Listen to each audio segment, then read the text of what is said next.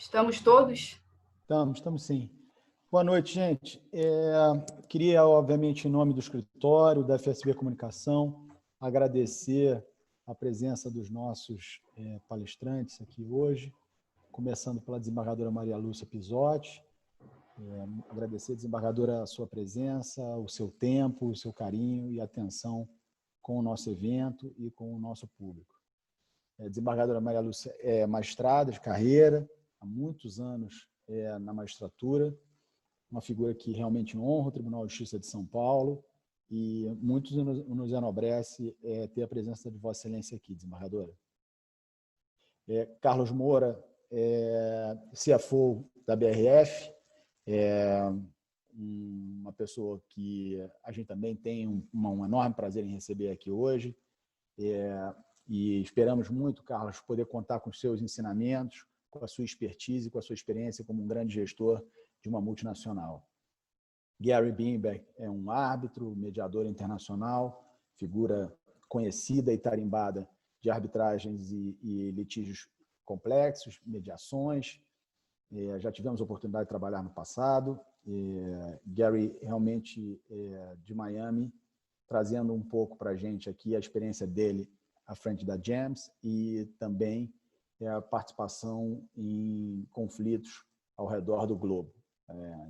Antes aqui da apresentação, estava brincando que o Gary é um globetrotter dos litígios e das ADRs, principalmente, né, das soluções alternativas de disputa. Comigo aqui hoje, Luísa Bartolo, minha sócia, amiga, líder do nosso escritório em São Paulo, que vai intercalar aqui junto comigo a condução desse evento. Eu gostaria de agradecer muito também a presença de todos vocês, dizer que é um prazer poder trazer pessoas de enorme gabarito e de grande formação e num painel absolutamente diverso, né? A ideia foi essa, de usufruir e aproveitar essa diversidade e para olhar para os desafios, principalmente da parte contratual, que se aproximam, né? A ideia é que a gente possa, num exercício prospectivo, tentar imaginar o que teremos pela frente e de que forma, né? Como a desembargadora Maria Lúcia disse muito bem, cada um dentro da sua expertise pode contribuir para passarmos por esse momento de uma forma melhor e sairmos, né, frente a esse desafio mais adaptados, mais prontos para o que virá, né? A ideia é que a gente faça uma conversa muito leve, muito direta e franca, para que a gente possa aproveitar ao máximo as perguntas que vão ser dirigidas aos painelistas, mas também a pergunta da nossa audiência.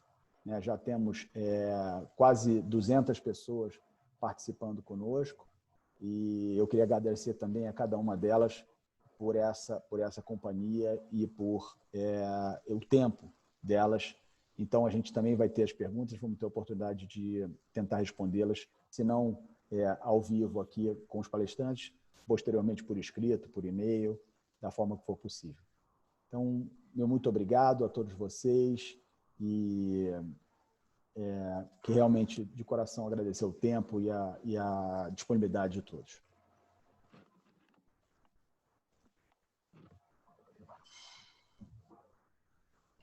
Acho que a gente pode começar a nossa conversa. O primeiro âmbito de perguntas diz respeito à área econômica mesmo, como foi o impacto da pandemia no setor econômico. Existe uma convergência de que há uma crise de oferta e uma crise de demanda, e por isso que essa crise é tão sensível, né? Atinge tanto o setor da oferta quanto da demanda, gerando uma crise de consumo, enfim, toda essa particularidade, essa sensibilidade. Então, primeiro, queria endereçar para o Carlos já a pergunta a respeito de como ele sentiu, no setor específico em que ele atua, a crise e como ele vê as ferramentas que a gente tem disponíveis para enfrentar esse momento atualmente. Obrigado, Luísa, pela pergunta.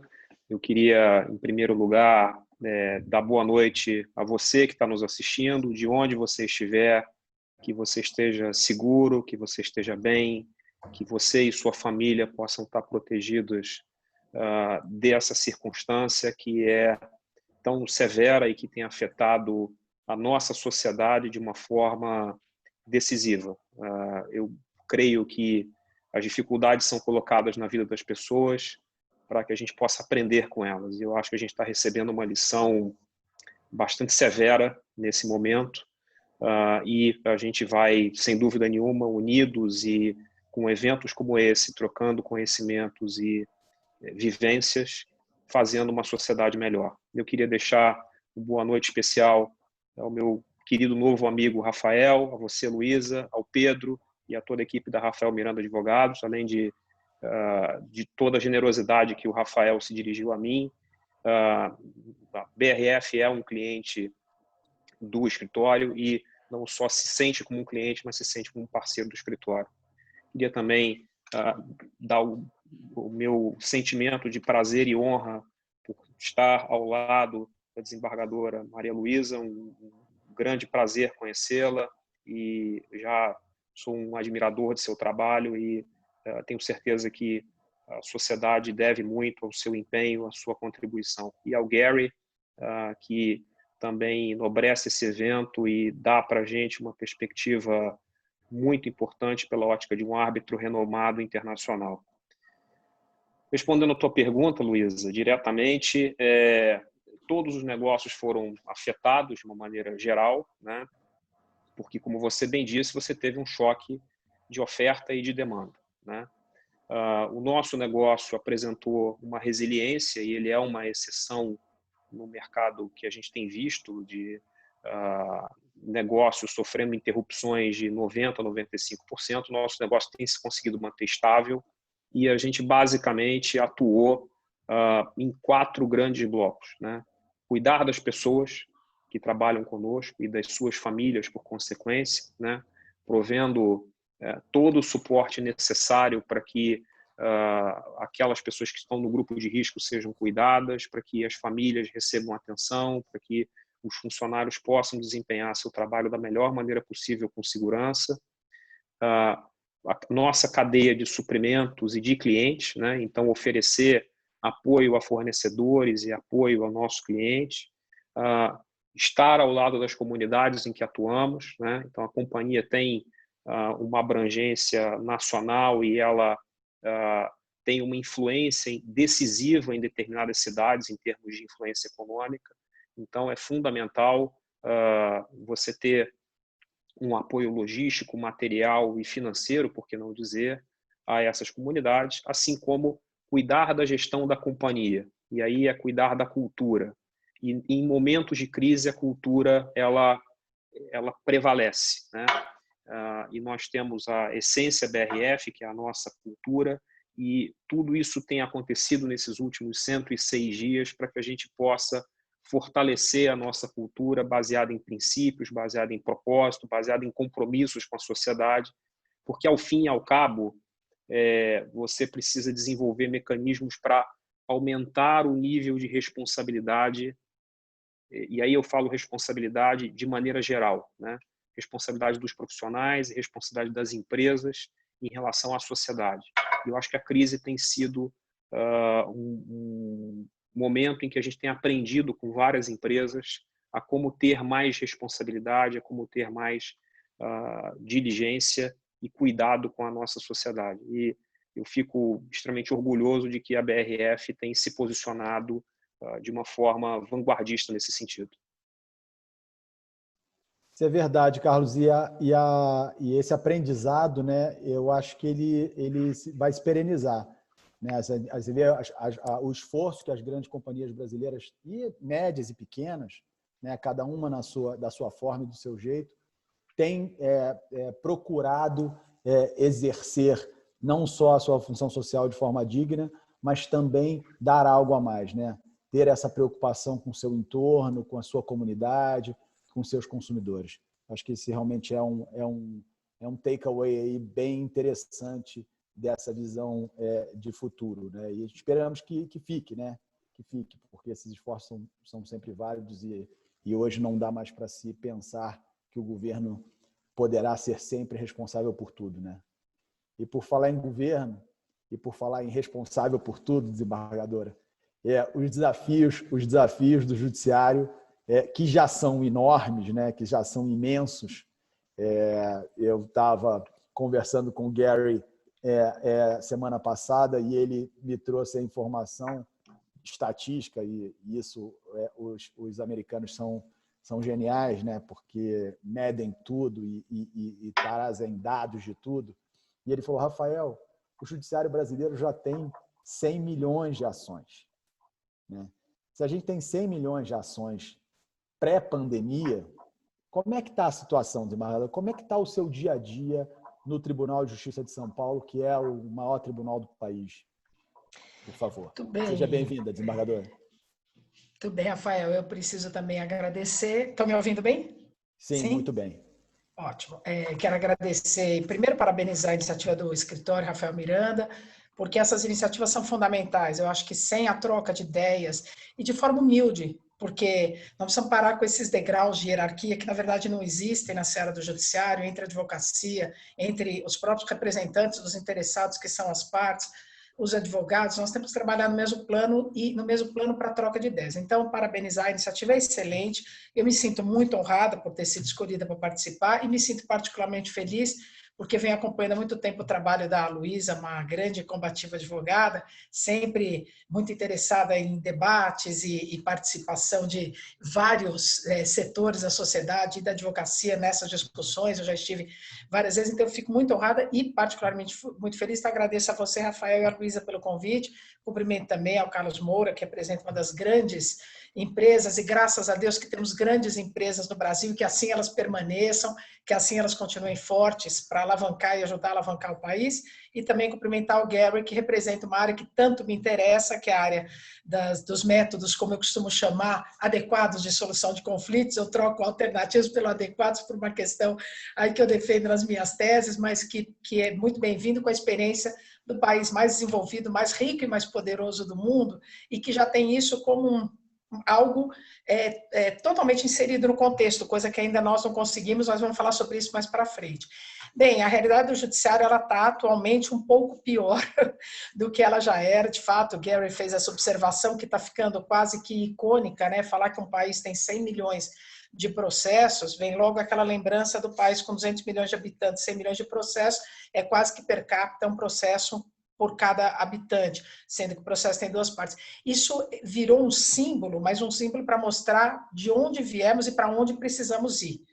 E no pós-pandemia, você tem toda a razão, Rafael, a nossa preocupação é enorme com o aumento. Já está havendo um aumento, eu noto muito, trabalhando remotamente, o número de pedidos de tutela antecipadas, liminares, aumentou exponencialmente, e aumentou assustadoramente, não pelo número só, Rafael, Luísa e todos os que estão me ouvindo, e que eu agradeço também já de antemão a participação, aumentou muito na questão do mérito.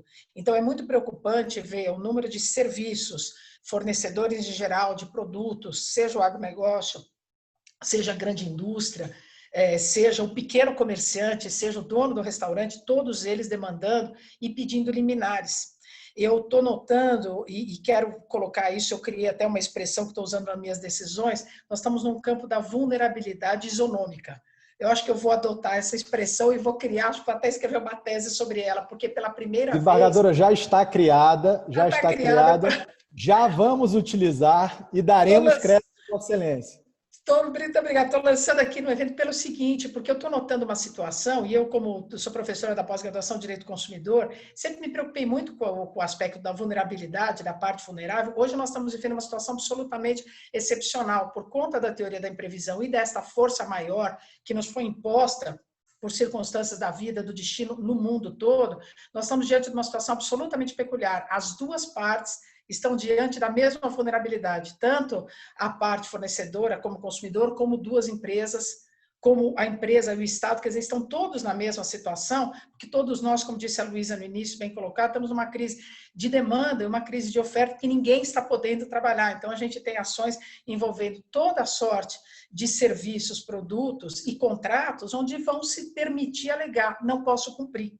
Então, só para antecipar, e evidentemente eu estou falando em tese dentro do campo acadêmico, porque não posso falar sobre casos concretos e nem dizer que a minha posição é sempre esta ou aquela, porque julgo essas demandas, mas em tese, Rafael, Luiz e a todos, a minha posição tem sido de fazer uma análise específica do caso concreto, porque se a teoria da imprevisão, dentro do princípio que a força maior permite a exceção do contrato, nós teremos uma exceção do contrato pelos dois lados. E como é que fica, por exemplo, no caso do fornecimento de energia elétrica, onde os grandes, estou dando aqui um exemplo que está sendo muito comum, por exemplo, grandes empresas ou grandes shoppings, por exemplo, grandes centros comerciais estão pedindo a isenção do pagamento da energia porque o estabelecimento está fechado. Tudo bem, mas a empresa comprou essa energia, ela tem, inclusive no mercado da energia. Ou o locador, que é sempre visto como o mais poderoso da relação, ele tem que abrir mão de receber a locação porque o locatário não pode pagar. E aí você coloca, mas esse locador também depende desse valor para girar as suas despesas ou o seu negócio. Há uma série de questões práticas, então o meu momento hoje, de todos os desembargadores que atuam no privado e também dos juízes, é de decidir liminares o tempo todo e analisando objetivamente quando este problema começou. Por que eu digo isso já para fechar na minha resposta? É preciso se analisar que o problema da questão da inadimplência circunstancial tenha se iniciado, pelo menos advindo essa exceção de cumprimento do contrato, a partir do dia 20.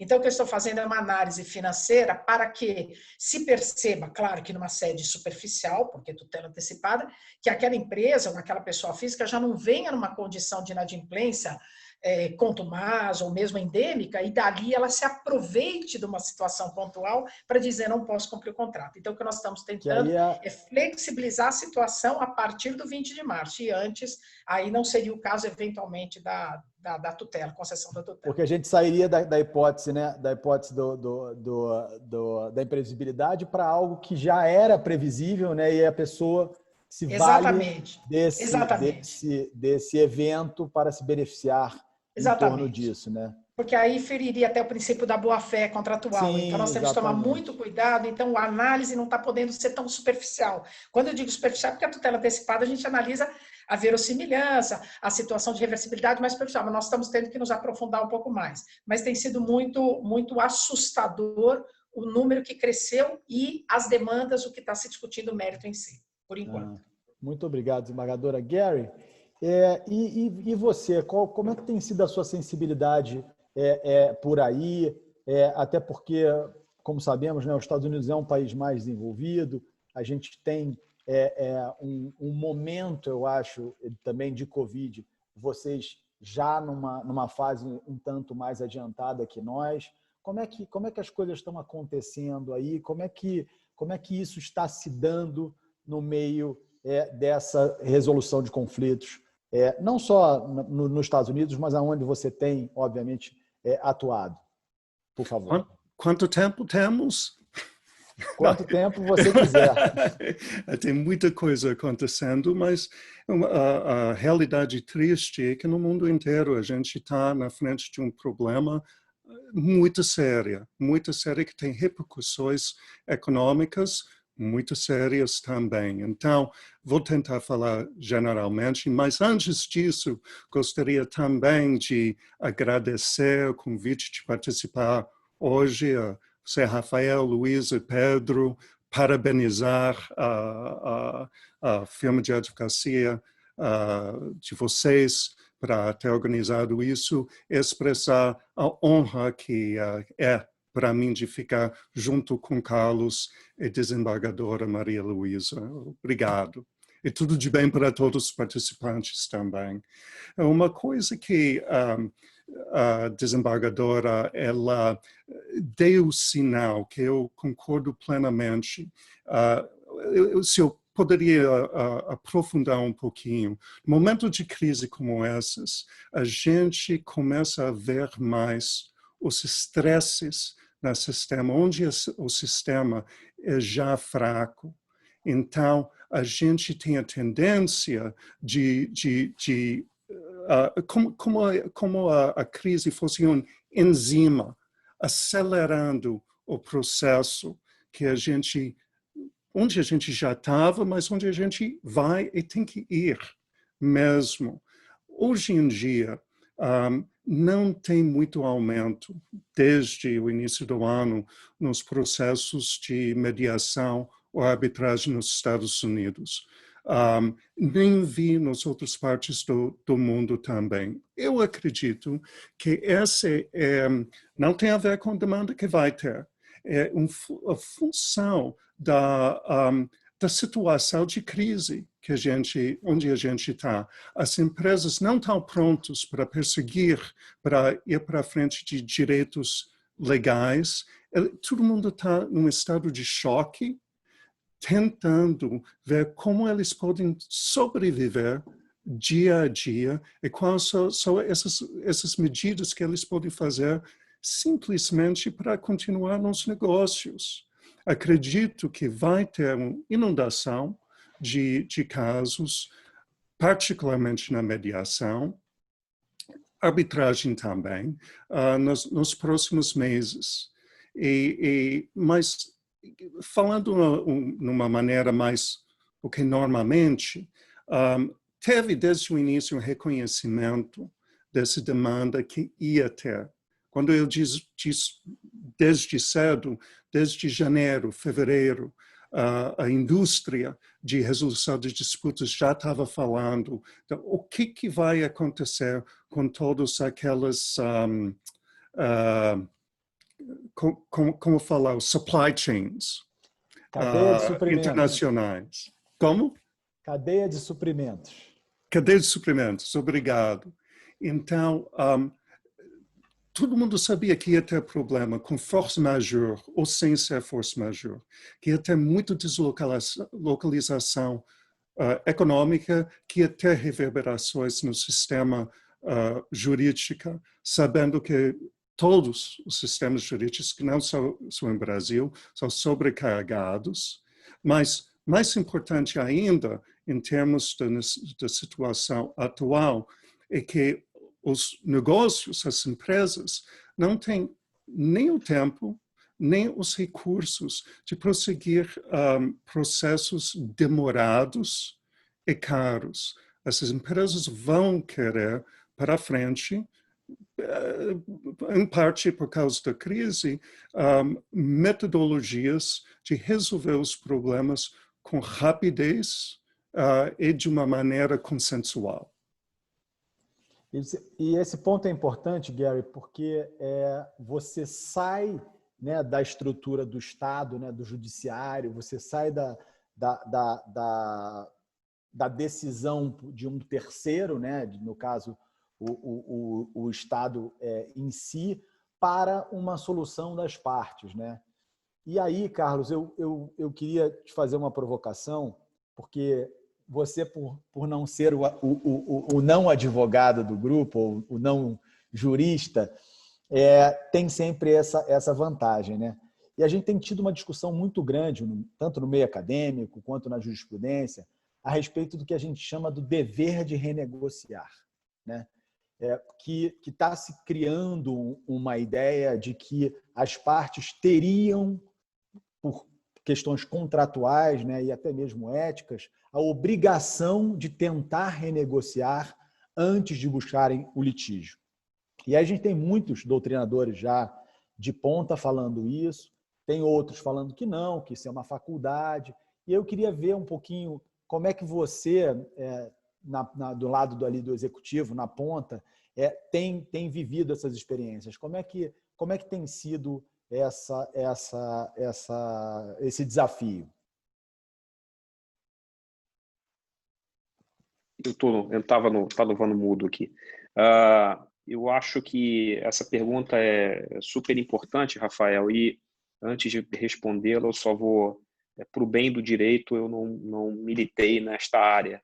Apesar de que meu falecido padrasto, ele devia estar dizendo, ele era advogado, dizia assim, eu te avisei para fazer, um dia você ia tomar um pito público por não sê-lo. Mas o grande ponto aí é o ponto da responsabilidade, né? O Gary falou uma coisa que é super importante. Você tem que olhar o impacto na cadeia de suprimentos, né? E esse impacto na cadeia de suprimentos não importa o negócio, tá? Porque para toda atividade econômica você tem insumo e produto, né? Então, você tem que entender a situação da tua contraparte e aí ter uma combinação de, bom senso, 2, responsabilidade e 3, criatividade. Como é que as partes podem alongar prazos? Como é que as partes podem estabelecer uma nova equação de valor para aquela atividade, de forma que você possa construir situações em que você, às vezes, expande o tamanho da pizza e pode dividir ela melhor. Por exemplo, né, você tem um determinado cliente que está passando por uma situação difícil, né? Mas você já tem essa relação com esse cliente há algum tempo. Alongar um pouco de prazo e tentar, com os teus fornecedores, buscar uma composição para mostrar, olha, eu tenho desse lado aqui gente precisando e eu vou precisar também, e se esse elo da cadeia quebrar, é um dominó, vai quebrar todo mundo para trás, inclusive você que vai ter mais resistência. Você consegue quebrar isso. Então, essa combinação de responsabilidade, bom senso e criatividade demanda articulação, demanda energia, mas funciona. E principalmente, aí, pegando um gancho que talvez a gente possa explorar depois, é na gestão de riscos, é quem você escolhe para fazer negócio com você. Porque nessa hora isso é super importante. Porque as relações olho no olho, elas deixaram de se tornar presenciais para se tornar digitais, né? Mas a seleção de contrapartes baseada numa boa avaliação de risco vai fazer com que você possa construir essa articulação com esses 3 elementos de forma bem sucedida. E relacionamento, né? Longo prazo, construção. Visão, não é só a visão do passado, que você fala, olha, vou aproveitar a crise para ganhar dinheiro. A lei do Gerson, ela já foi revogada na nossa sociedade há muito tempo. E a gente tem que parar com isso, né? A mentalidade de levar vantagem... Agora, Carlos, o desafio agora é explicar para o Gary o que é a lei do Gerson. É fácil. Tinha um cracaço de bola da década de 70 que fez um comercial de cigarros, um comercial de um cigarro chamado Continental, em que ele dava um trago e falava, eu gosto de levar vantagem em tudo. E esse virou um bordão que acabou virando lei do Gerson. Você gostar de levar vantagem em tudo. Então, eu acho que vai ser a única coisa de bom que eu vou deixar nessa live aqui, é a história da lei do Gerson. Não é verdade. Não é verdade, Carlos. A colocação foi precisa e a explicação da lei do Gerson também. Mas, desembargadora, entrando um pouquinho mais fundo nessa história do dever de renegociar, e eu gostaria de ouvir muito a sua visão acadêmica acerca desse compromisso, né? Luísa tem um entendimento que eu compartilho, e eu gostaria muito de ouvir a opinião de Vossa Excelência a respeito desse tema, que é tão desafiador aí para todos nós.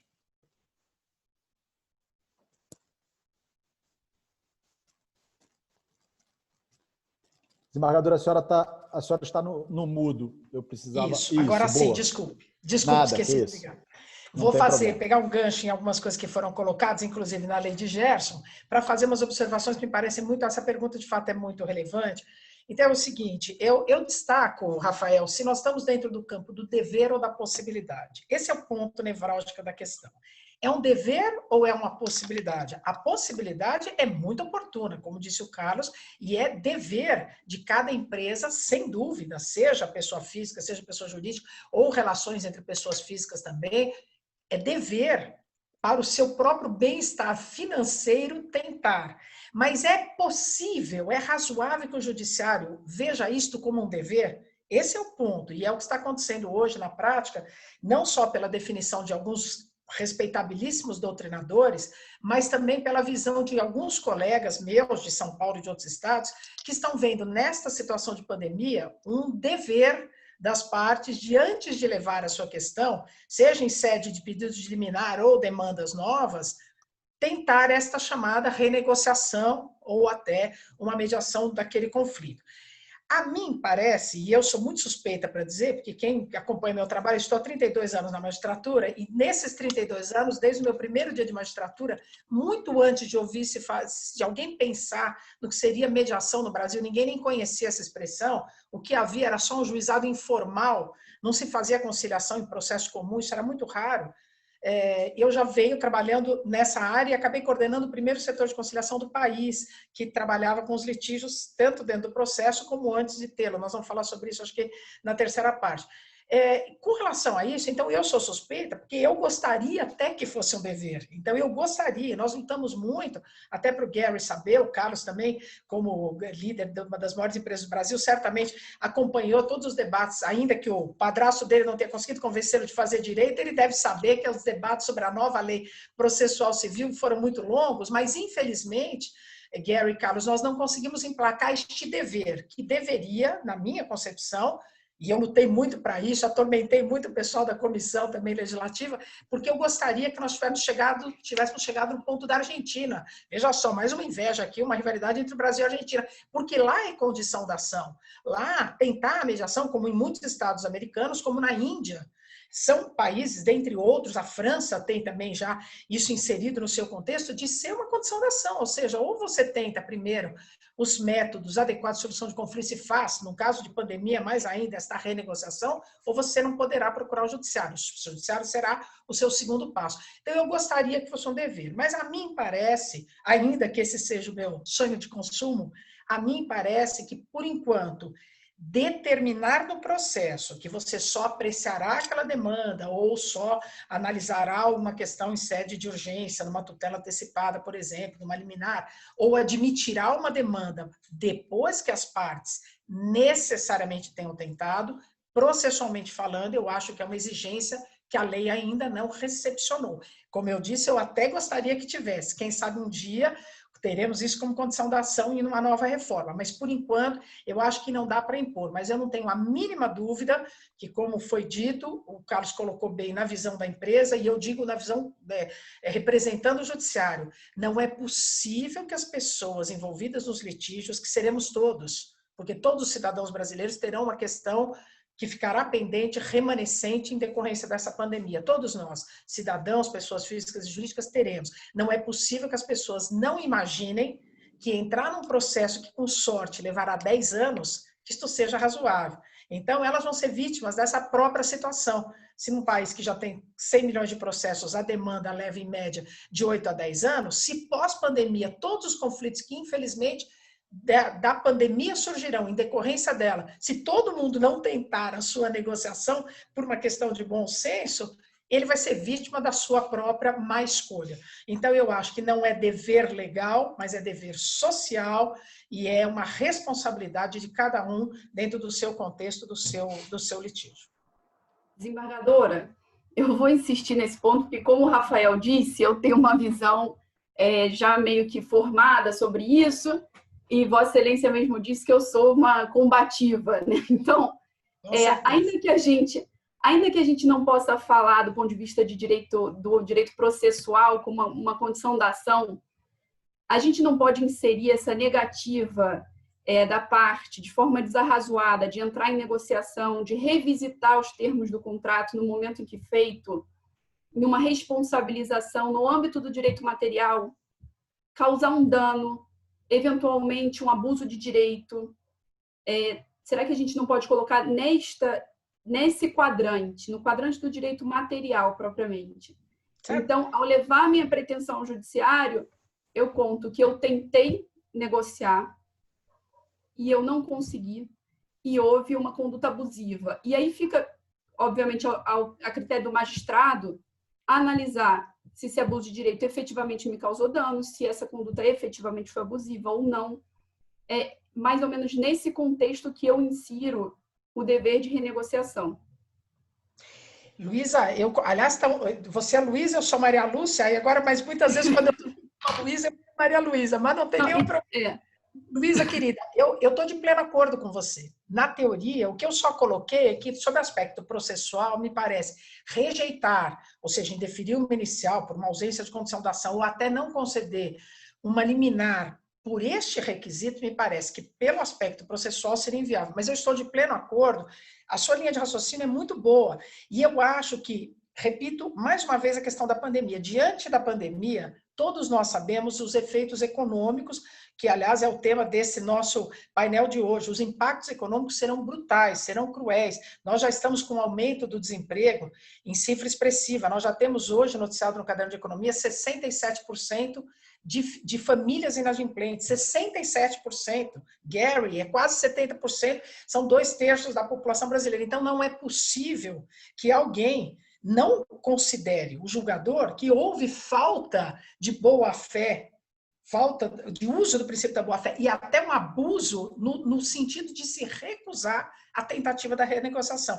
Eu defendo, Luísa, que ninguém é obrigado a conseguir fazer a renegociação, conseguir fazer o acordo, mas é preciso se tentar alguma forma, ou como se colocou, um alongamento do pagamento, ou uma inovação dessa dívida, uma repactuação das formas do contrato, das cláusulas do contrato, em prazo, em valores, mas é preciso se tentar. Mas eu estou de pleno acordo, eu acho que o seu raciocínio é muito sustentável, os doutrinadores que estão sustentando, eu quero emplacar isso, eu quero conseguir pôr em prática, mas para isso nós vamos precisar ter uma mudança de cultura jurídica, principalmente dos advogados, que, repito, tem que ser os primeiros a insistir com seus clientes para tentar estas repactuações, estas renegociações. Claro, de acordo, estamos de acordo. Ótimo. Interessante que o Carlos, Vossa Excelência falou agora em cultura, né? E o Carlos, eu fiz uma pergunta de cunho econômico, e o Carlos começou me respondendo com cultura. Então, até tomei nota aqui para trazer isso à tona, porque, de fato, eu acho que o nosso webinar, ele vai passar o tempo inteiro sobre isso, pela cultura, né? Uma mudança de cultura e uma nova mentalidade para a gente construir soluções melhores. Exatamente. Precisa mudar o procedimento, a forma de se buscar a resolução desse conflito. Estou de acordo. Gary, e como é que essa questão do dever de renegociação e comportamento das partes, como é que você vê isso hoje, não só no direito americano, mas também na sua experiência internacional? Está ficando cada vez mais óbvio, cada vez mais abraçado e cada vez mais praticado. O que eu estou vendo cada vez mais, que as empresas estão ficando muito mais atentas à possibilidade de montar dentro dos contratos a flexibilidade de entrar em processos de renegociação em função de mudanças de circunstâncias. Frequentemente, este tem a ver com intervenção de um terceiro neutro, seja mediador ou outro, mas não é necessariamente assim também não. Um exemplo no qual um terceiro entra é toda essa história que eu sei que está bem estabelecido no Brasil, são os dispute boards. Tradução? Não, vocês entendem? Não, dispute boards. Tá bom. Que são estabelecidos previamente para poder tratar dos problemas na hora que aparecem. Essa é a tendência. Prevenção de conflitos com mecanismos para resolver disputas rapidamente, uma vez que surgem. Mas é uma questão desse conjunto inteiro. Adorei as falas de Carlos e desembargadora Maria Lúcia, de dizer que as empresas têm que ter a flexibilidade, a agilidade, e que a gente tem que ter a mudança de cultura. E não é só no Brasil. Aqui nos Estados Unidos, onde certamente tem mais mediações, arbitragens do que qualquer outro lugar do mundo, não é bastante. Não é bastante. A gente tem um longo caminho para frente também, como no mundo inteiro. Os exemplos que a desembargadora usou são instrutivos da Argentina, que está fazendo um trabalho muito de cima para baixo. Outra jurisdição onde tem nova lei de mediação é a Turquia. Eles, é super fascinante o que eles fizeram, mas tem muitas jurisdições no qual mediação e arbitragem são importantes, mas essa questão que a sociedade tem que se perguntar como que a gente quer resolver nossas disputas, como que a gente quer se relacionar um ao outro. O sistema jurídico protege os relacionamentos comerciais, mas as empresas têm que abraçar as metodologias que colocam os interesses deles para frente, seja manter os relacionamentos com as outras empresas, resolver os problemas, evitar disputas e resolver as disputas rapidamente. E essa é realmente uma questão de cultura. E gostaria só de destacar mais um ponto que a desembargadora falou do processo no Brasil. Não era tão forte como poderia ser forte a lei de alguns anos atrás, mas é um passo para frente grande. Eu já estou vendo bastante mudança da cultura. Vamos para frente com a comunidade dos advogados, abraçando e torcendo, fazendo qual a palavra que estou procurando? Torcida para... Lobby do bem, Gary. Lobby do bem, é assim mesmo. Lobby do bem. E Gary, mas você também não acha, e voltando ao assunto da cultura, que a gente tem também um papel muito importante na formação desses novos advogados? Porque, assim, a gente sempre foi forjado, né, e instruído a brigar, né, a litigar, a vencer no convencimento. E o approach, como a gente já viu inúmeras vezes, na mediação, até a forma de advogar é diferente. Né? Eu queria que você falasse um pouco sobre isso também, por favor. Com certeza. A primeira coisa que tem que destacar também, que eu soube que a partir do ano que vem, se não me engano, a mediação vai fazer obrigatoriamente parte do currículo nas faculdades do direito no Brasil. Já é bom. Primeira coisa mais importante é saber o que é. Quando eu comecei, ou logo antes que eu comecei a praticar mediação, eu realmente não tinha familiaridade com ele, nunca tinha sido envolvido numa. O momento que eu soube, o momento que eu sentei como um mediador e pedi um pouquinho de informação do que era, eu fiquei absolutamente transtornado com a beleza do processo e as vantagens que traz. Verdade, quanto mais no lado dos advogados de contenciosos, não é exatamente parte da maneira que a gente pensa, essa ideia de conciliação. A gente pensa como litigiosos na guerra. E haja uma mudança da visão dos advogados contenciosos sobre como fazer o melhor trabalho possível para os clientes. E os clientes não ganham com a briga. De vez em quando é a única solução. Mas 90%, 95%, 99% das situações não é por aí. A gente tem que informar, educar e equipar o corpo de advogados no Brasil e no mundo inteiro, desde faculdade nessas metodologias. E de fato, muitas vezes, quando a parte nos procura como advogada especializada em contencioso, ela já imagina que a nossa resposta será necessariamente entrar com um processo. Então, não só nós do escritório Rafael Miranda, mas nós advogados especializados em contencioso, cabe-nos também esse primeiro contato com o problema falando, olha, será que não cabe uma mediação? Será que não cabe, antes mesmo de uma mediação, uma negociação?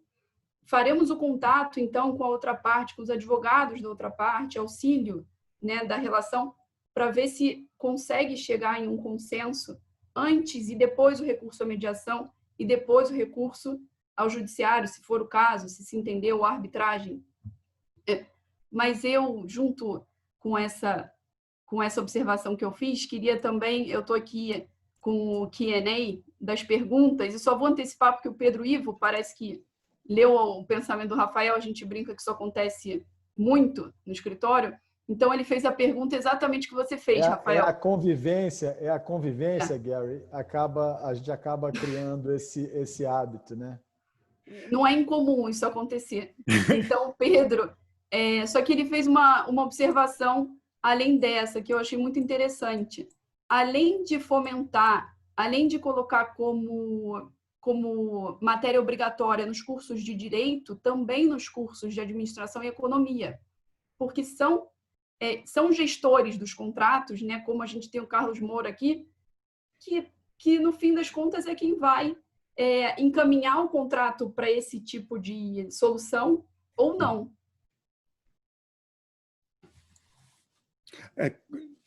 Para mim, para quem quiser, Gary, é uma conversa leve. Eu só queria adicionar, além dos cursos de administração e economia, também de ciências contábeis, porque é muito importante. Formação. A gente lida muito com direito e é a minha formação. Então, aqui estou botando a jaqueta também de contador, que sou com muito orgulho. Eu queria eu posso fazer uma observação sobre essa questão, e eu tenho várias coisas que me parecem oportunas nesse tópico. Posso Claro, desembargador. Então, vamos lá. Eu estou de acordo com o Gary, e também gostei da inclusão que o Carlos fez, concordo, porque são fundamentais para as boas negociações, eles são essenciais. Mas eu concordo realmente que o nascedouro, né? A universidade, isso não tem dúvida, nós lutamos muito aqui no Brasil, viu, Gary? Essa conquista levou mais de uma década para o MEC e para as universidades aceitarem inserir isso como matéria. Antigamente era só opcional, quer dizer, no começo nem tinha, aí começou como opcional e agora tem que estar no currículo. Mas eu quero inserir aqui, como disse o Rafael no começo, vamos olhar para frente, o que podemos fazer daqui para frente. Não é uma crítica, mas é uma observação construtiva. Eu tenho ido muito, às vezes os escritórios convidam para a gente fazer como está fazendo aqui hoje virtualmente, trocar uma ideia, e gosto muito disso, mas sempre me coloco assim, informalmente, né, com humildade, para sugerir o seguinte: eu acho que os advogados, e como disse a Luísa, e os representantes das empresas, os prepostos, precisam ter algum preparo em mediação. Então, uma coisa que eu tenho sugerido, não é só o advogado tentar fazer uma mediação, ele precisa se preparar para o Instituto da Mediação. Porque, como disse a Luísa, e é verdade, o Rafael também fez essa colocação, nós somos formados na universidade, saímos da faculdade para a contenda, para o litígio. Ninguém nos preparou para tentar mediar o conflito. Então, veja, nessas mais de 3 décadas de magistratura, é absolutamente rotineiro eu presenciar a cena dos 2 advogados sentados na minha frente. E eu faço aqui um parênteses, viu, Gary e Carlos? Eu faço audiência de conciliação no meu gabinete no Tribunal de Justiça. Não delego para outros, eu mesma gosto, eu também delego quando precisa, mas gosto de fazer no gabinete, que ainda é uma coisa pouquíssimo comum, porque a maioria dos desembargadores ainda não absorveu muito essa ideia, não aceitou muito essa ideia de tentar a conciliação ou a mediação. Então, eu vi durante anos, quando eu estava no 1º grau, e vejo hoje no 2º grau, os advogados se cumprimentando e dizendo muito prazer. Aí, naquele momento, eu já percebo, já começou errado lá atrás, porque eles não tinham que estar se cumprimentando ou se conhecendo hoje. Cadê o que devia ter acontecido antes? Na segunda instância, desembargadora, na segunda instância. Então, aí eu faço essa colocação, Rafael, não é, como eu disse, uma crítica, mas uma sugestão a toda a advocacia, porque ainda há uma resistência, e eu insisto em dizer que ainda há uma resistência da OAB, com todo respeito, eu tenho um ótimo relacionamento com a OAB, sou amiga de inúmeros advogados, sou sempre convidada para falar na OAB, vou com prazer, mas insisto, a OAB como organização, como entidade representativa, precisa vestir essa camisa, e os advogados precisam se preparar para fazer mediação. E se preparar, quando eu digo se preparar, é se capacitar mesmo, assim como os administradores de empresa, que vão ser os prepostos das empresas. Porque essa história de levar o preposto contratado para o ato, Carlos, não funciona você representando as empresas, porque ele não conhece a essência do litígio. Um outro aspecto que eu tenho observado é preciso fazer uso das câmaras privadas. Nós já temos lei, Gary, aqui no Brasil, aprovada da mediação extraprocessual. Então, nós já temos um trabalho de mediação que pode e deve ser feito antes de se judicializar.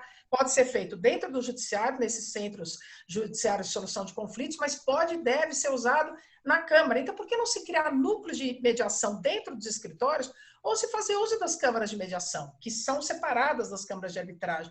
Então, eu acho que esse seria o caminho das pedras, Rafael e Luísa, para a gente começar a mudar a cultura, mudar esse paradigma de como ver a mediação, porque é um trabalho profissional, não é, a gente ligou, mas o cliente não criou acordo. Não, mas é preciso fazer um trabalho sobre todo o conflito. Precisa analisar a origem daquele conflito, as possibilidades de acordo, ter equipes em ambos os escritórios que, de fato, estudem a situação para ver se consegue o acordo e não chegar no dia da audiência, até quando eu convido, né, para as audiências, né, e faço uma intimação, mas como convite, e digo, tragam as planilhas, venham preparados. Sabemos que pode ser que o acordo não se formalize, mas tem que ter preparo. Não adianta chegar lá e dizer tem acordo, não tem acordo, então a audiência está encerrada. Isso não é tentar mediação. Então, esse preparo, inclusive dos juízes que ainda não aceitam a mediação como algo que deveria estar no contexto, eu acho que é uma mudança de paradigma, mas nós precisamos correr atrás disso, porque lei nós já temos um Código de Processo Civil que foi tão bem elaborado nessa parte que até integrou a parte da mediação e conciliação, está dentro do Código de Processo Civil. Então, acho que até o legislador foi tão camarada em abarcar esse tema, está faltando, eu acho, que a gente acreditar um pouco mais nisso, enfrentar e colocar em prática para valer, principalmente agora no pós-pandemia. Desembargadora, já que a senhora colocou nesse viés tão prático, assim, eu queria ouvir um pouco e queria que a senhora dividisse as suas impressões a respeito do projeto piloto do Tribunal de Justiça de São Paulo. E o que a senhora acha, como é que a senhora entende que esse projeto pode vir a ser uma dessas soluções? Olha, a iniciativa é fabulosa, houve um estudo dos competentes juízes das nossas varas empresariais daqui da capital, são 3 varas empresariais de recuperação e arbitragem que lidam com todas essas demandas que tiveram essa iniciativa.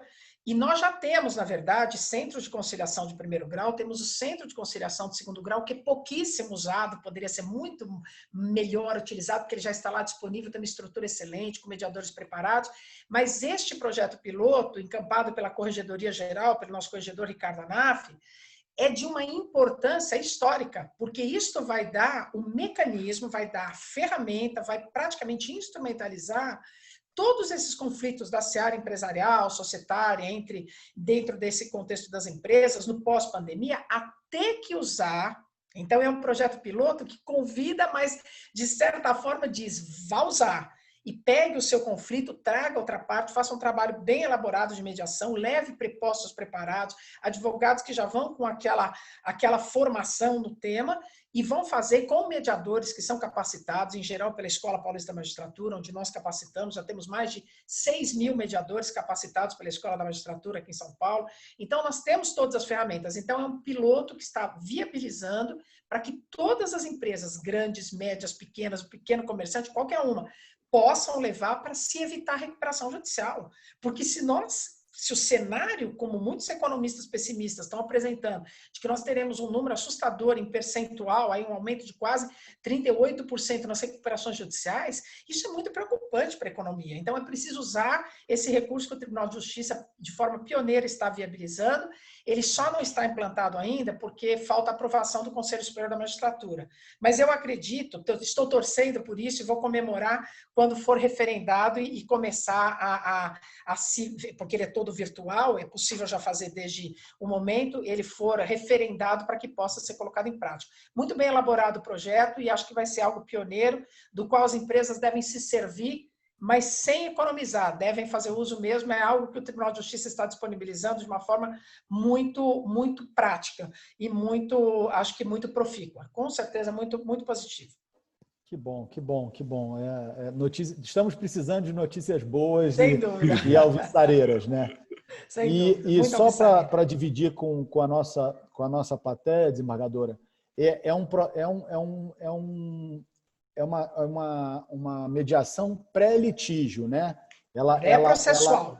Ela se inicia por iniciativa das partes, Isso. mas sem a necessidade de uma petição inicial, sem a necessidade de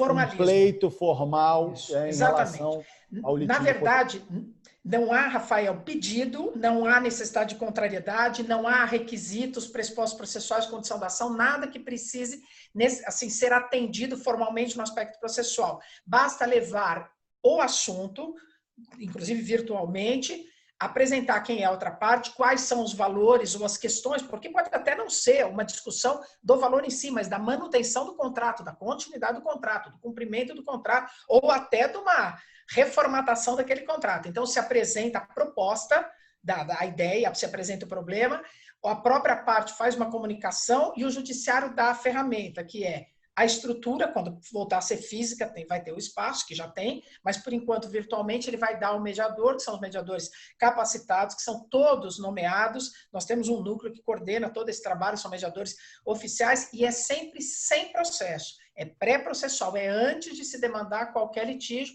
E se tiver, detalhe, viu, Rafael, algum litígio já formalmente instaurado, proposto, ação em andamento, ela ficará suspensa para se tentar também essa mediação. Então, é uma prática que é exatamente o espírito da lei, que agora vai ser colocada, tomara já ainda durante aqui esse período da pandemia. Estou torcendo para que venha logo essa notícia alvissareira. Que bom. E, Gary, alguma experiência assim, positiva nos Estados Unidos, em modelo similar? Você sabe se isso teve alguma inspiração aí ou alguma experiência positiva nas legislações estaduais que você queira dividir nesse sentido, por favor? Essa não é uma coisa incomum nos Estados Unidos e ademais as jurisdições, mas não é suficiente, tem que ser mais repetido. A descrição desse projeto piloto é nada menos do que brilhante, nada menos do que isso. Tem que entrar em conversa cedo. Se não resolver cedo, tem a possibilidade de resolver depois.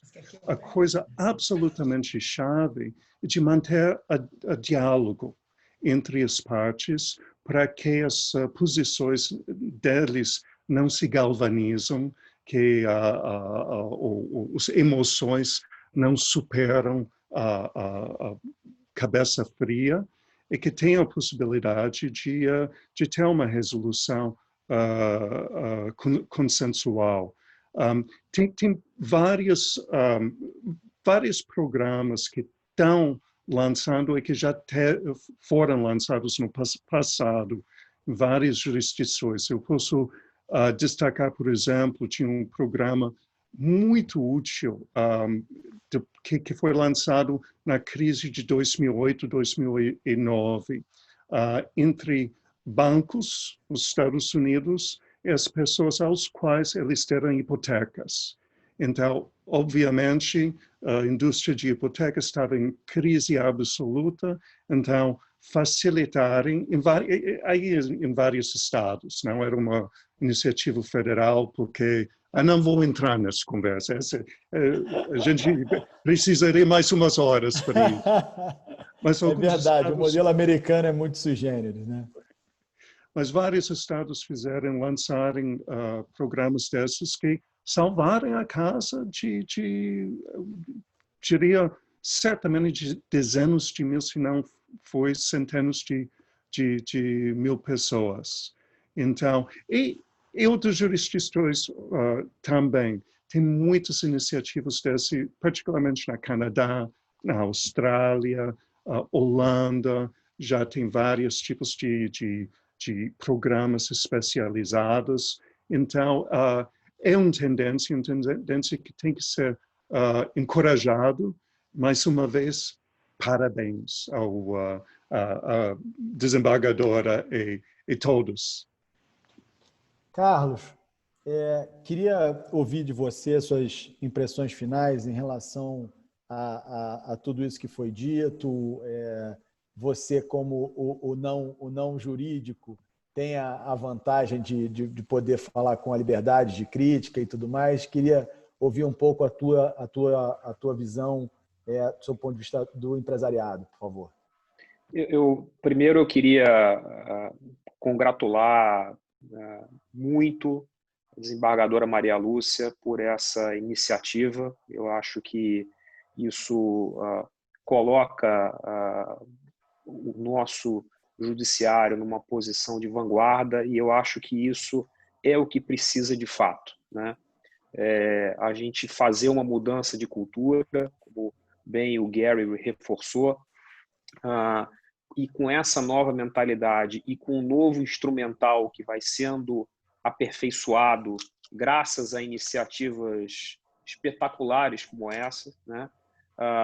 Eu acho que feliz do país que tem Vossa Excelência como desembargador e membro do Judiciário. Eu, como brasileiro, já admirava, agora fico ainda mais lisonjeado de ter no Brasil esse nível de visão de futuro para que a gente possa realmente ter condições de negociar, porque no final do dia, né, e o embaixador Walter Moreira Salles tinha uma frase que era lapidar, dizer que ao final de cada comutação eletrônica, o fim de tudo são pessoas servindo pessoas. E se a gente colocar as pessoas umas servindo as outras com responsabilidade, com integridade, com uma visão de longo prazo e fazendo com que os mecanismos de negociação, seja pré-contrato, seja pós-contrato, ou seja para uma resolução de disputa, sejam olhados com acho que tem uma palavra agora que está surgindo com muita força e que eu acho que traduz bem isso, com interdependência. O que mais se assemelha ao fenômeno da interdependência é a questão da corrida com bastão no atletismo, né?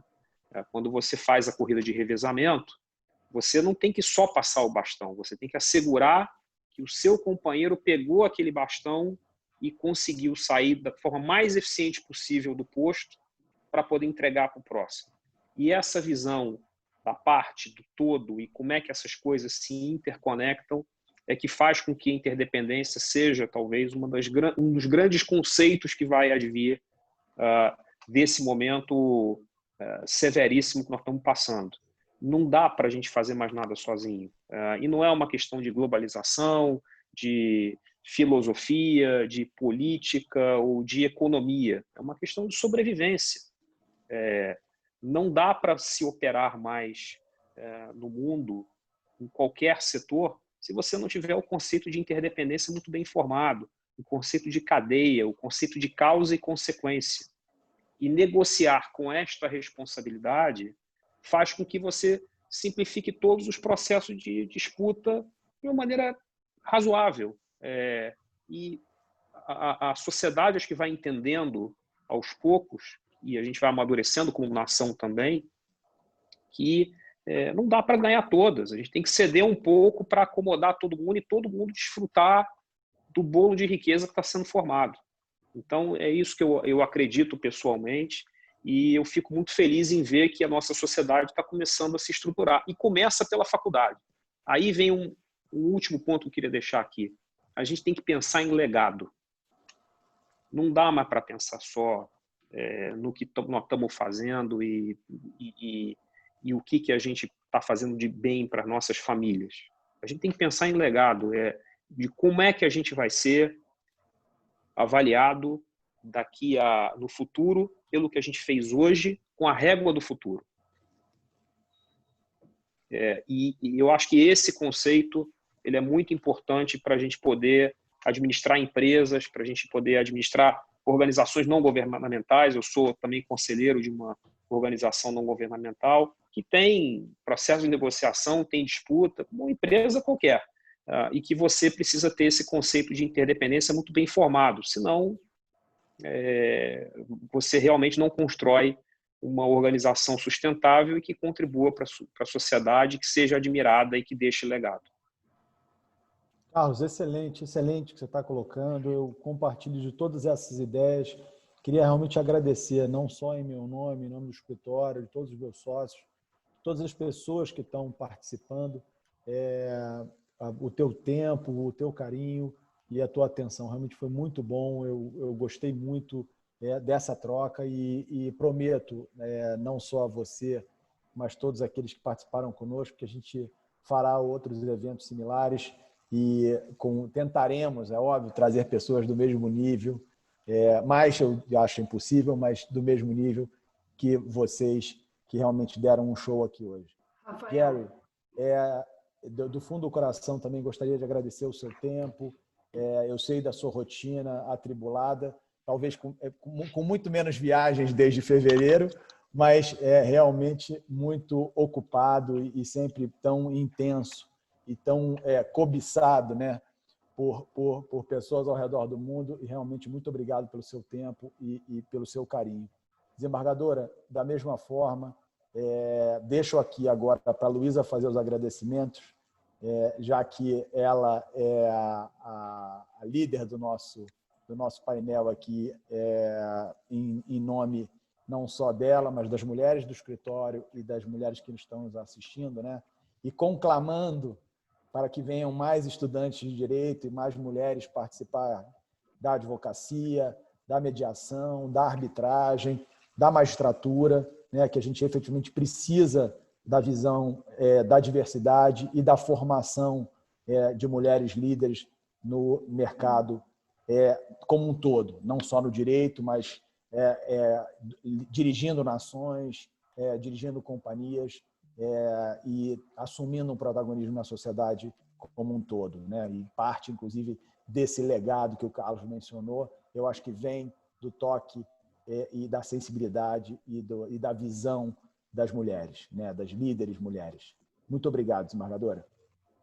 Eu sei que nós estamos com o tempo, não posso deixar de agradecer especialmente as palavras do Carlos, que me comoveram até, e o que nós estamos tentando é fazer a diferença, e junto com a interdependência, eu somaria uma outra palavra que também está muito na moda, que é empoderamento. As partes precisam entender que elas têm o poder, dever de resolver os seus conflitos. Eu deixo a sugestão também para que todos os empresários, as pessoas físicas, lembrem-se de colocar nos seus contratos a cláusula de mediação. Isso é fundamental, porque se assim o fizerem, começam formalmente a fazer essa mudança de conduta, essa mudança de postura. Foi uma oportunidade, eu gostaria de ter outras vezes, podemos trocar essa ideia, gosto de estar nos escritórios, gosto de trocar ideia com todos, e estou à disposição. Vamos formar melhor os nossos juízes, advogados e prepostos para tentar a resolução de disputas antes da disputa formalmente começar. Muito obrigada pela oportunidade. Muito obrigada mesmo. Eu agradeço também, especialmente a desembargadora, com quem eu já tenho contato há mais tempo, também Carlos Moura e Gary, que eu conheci hoje virtualmente, não é, Gary? A gente tem aqui um grupo de Q&A, perguntas e respostas, e a gente tem pouco tempo, mas como uma foi feita de uma pessoa que nós gostamos muito, por uma pessoa que nós gostamos muito, o Ernesto, eu vou pedir, Ernesto Zurinic, vou pedir para a desembargadora comentar muito brevemente a adoção da expressão vulnerabilidade isonômica, em que ele fala o seguinte: preocupa-me o uso dessa expressão porque aos que, em razão da pandemia, adquiriram maior dominância, os que se puseram em posição mais vulnerável. Exemplo disso seriam os agentes econômicos fornecedores dos serviços de distribuição e entrega de produtos. E dá exemplos aqui, os fornecedores desses serviços, os restaurantes. Então, se a desembargadora puder comentar em pouquíssimo tempo para eu não tomar mais o tempo dos convidados e participantes, e já aqui já deixo todos os meus agradecimentos. Antes só, primeiro dizer que o Ernesto Zurinick, além de um mestre, um grande comercialista, uma das figuras, eu diria, formadoras de uma geração do direito seguro no Brasil, é corintiano roxo. Então, ele está agora assistindo até o final por um único motivo, por conta dos símbolos do Corinthians atrás da senhora, que ele não consegue desligar enquanto esses símbolos não forem devidamente desligados. Então, acho que só a referência, porque nesse caso a gente está lidando com realmente uma pessoa muito especial. Muito bom, Ernesto, obrigada. Ernesto, obrigada pela pergunta. Você vê que eu estou até com uma blusa preta e branca, também em homenagem aqui ao nosso time. Ernesto, só para explicar a minha expressão, o que eu quis colocar, e tenho defendido isso, inclusive, não só em palestras, mas nas minhas decisões, é que esta é uma situação que colocou ambos no mesmo campo de vulnerabilidade. Então, o que não dá mais é para ver, como se vê, por exemplo, nas relações de consumo, só a parte aparentemente mais fraca, vulnerável. Porque ao mesmo tempo que por exemplo, eu dei o exemplo do shopping, o lojista, que não consegue pagar as suas despesas, então ele vai pedir a isenção da locação do shopping, nós temos também o shopping numa condição vulnerável que não consegue pagar cumprir algumas das suas obrigações perante outras empresas, por exemplo, os fornecedores de energia ou própria municipalidade, o IPTU. Então, nós temos uma cadeia. Então, o que eu quis colocar é que todos nós fomos vítimas dessa pandemia e todos estabelecemos uma situação de vulnerabilidade. Se isto for o suficiente para descumprirmos os contratos, por força dessa imprevisibilidade, pela força maior, então aí nenhum contrato vai ser cumprido e a situação econômica vai ficar o grau de negatividade vai ser muito mais aprofundado. E fechar com uma colocação, que eu estou de pleno acordo também com o que disse o Carlos, parafraseando o embaixador Walter Salles, atrás dos processos e atrás das empresas tem famílias, tem pessoas. Então, todas as vezes que uma empresa não cumpre o seu compromisso e esta empresa pode ser levada, inclusive, à situação de recuperação judicial ou falência, são muitas empresas e muitas famílias que vão atrás com essa mesma situação. Então, é preciso que o judiciário e a advocacia enxerguem nos litígios pessoas. E é assim que a gente vai poder reerguer esse país, tratando de uma forma um pouco mais diretiva para resolver os conflitos, fugindo do judiciário e tentando se colocar a mediação como ferramenta de todos os dias. Muito obrigada. Nós é que agradecemos. Muito obrigado. Rafael, seu microfone está mudo. Oi. Não, desculpa. Foi a emoção. Desembargadora, muito obrigado. Muito obrigado mesmo. Muito obrigado, Gary. Muito obrigado, Carlos. Obrigado, Luísa. Obrigado ao a pedido da desembargadora, eu tirei uma foto do nosso painel e vou circular. Tá bom? Obrigado, Luísa. Foi ótimo. Obrigado ao time da FSB também por todo o apoio. Obrigado a todos aqueles que esperaram e tiveram conosco durante essa 1h15. Meus maiores agradecimentos. E em breve voltaremos com outro bate-papo desse, para nossa alegria e satisfação. Muito obrigado a todos, uma boa noite, mantenham-se saudáveis e fiquem bem. Muito obrigado. Boa noite a todos, muito obrigado. Boa noite, um abraço. Boa noite, fiquem bem. Boa noite a todos. Tchau.